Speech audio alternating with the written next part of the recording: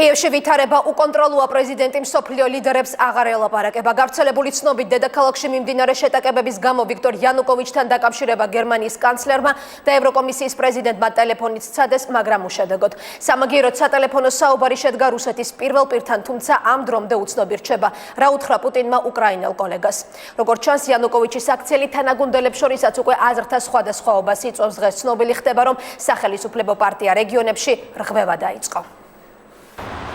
კრემლის პირველი შეფასება იმის უკან, რაც კიევის ქუჩებში ხდება, ვლადიმერ პუტინის სახელმწიფო გადატრიალების მოწყობის მცდელობას ხედავს. ეს განცხადება მედიასთან რუსეთის პრეზიდენტის პრეს-სპიკერმა გააკეთა. პესკოვი ადასტურებს, რომ ვლადიმერ პუტინსა და ვიქტორ იანუკოვიჩს შორის სატელეფონო საუბარი შედგა. მთელი ღამის განმავლობაში ანგელა მერკელი და სხვა ევროპელი პოლიტიკოსები იანუკოვიჩთან დაკავშირებას ცდილობდნენ, თუმცა, როგორც აღმოჩნდა, ეს მხოლოდ ვლადიმერ პუტინმა მოახერხა. რაზე ისაუბრეს ორი ქვეყნის პირველმა პირებმა მედიისთვის ამ უცნობი რჩება. ცნობილია მხოლოდ საგარეო საქმეთა სამინისტროს პოზიცია. ლავროვის უწყებაში ამბობენ, რომ ყველა ღონეს მიმართავენ იმისთვის, რომ უკრაინაში მშვიდობამ დაისადგუროს. რუსული მხარე მოითხოვს, რომ ოპოზიციის ლიდერებმა შეწყვიტონ სისხლისღვრა ქვეყანაში და დაუყოვნებლივ დაუბრუნდნენ დიალოგს ქვეყნის კანონიერ ხელისუფლებასთან ყოველგვარი ულტიმატუმებისა და მუქარების გარეშე.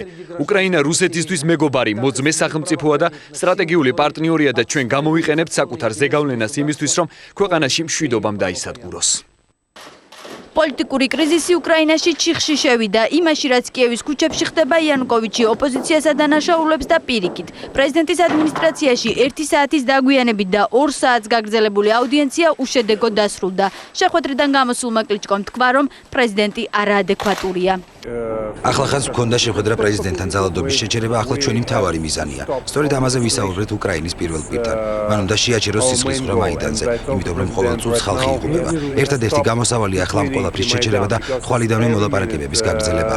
ახლა მაიდანზე მისვლას და პოლიციელებთან დალაპარაკებას ვაპირებ. პრეზიდენტი ყველა დემონსტრანტს სახლებში წასვლისა და დემონსტრაციის შეწყვეტისკენ მოუწოდებს.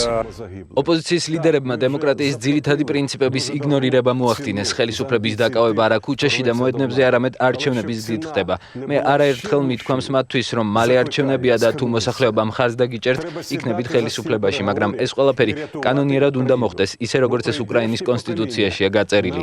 საზღვრებს ისინი მაშინ გადავიდნენ, როდესაც ხალხს ბრძოლისკენ მოუწოდეს და ეს კანონის უხეში დარღვევაა და შესაბამისად ისინი სასამართლოს წინაშე უნდა წარდგნენ, რომელიც მათ სასჯელს განსაზღვრავს.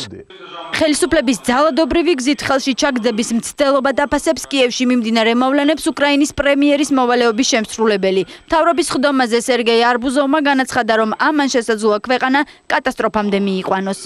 ეს არ არის დემოკრატიის და პოლიტიკური ნების გამოხატვის მცდელობა.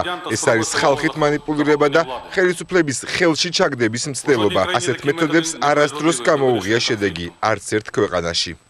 აღმოჩნდა, რომ თავად რეგიონების პარტიაშიც არ ეთანხმებიან იანუკოვიჩის პოლიტიკას. მმართველ პარტიას დეპუტატები ტოვებენ. იური ბლაგაროდმა საპარლამენტო ფრაქციის დატოვების შესახებ განცხადება უკვე დაწერა.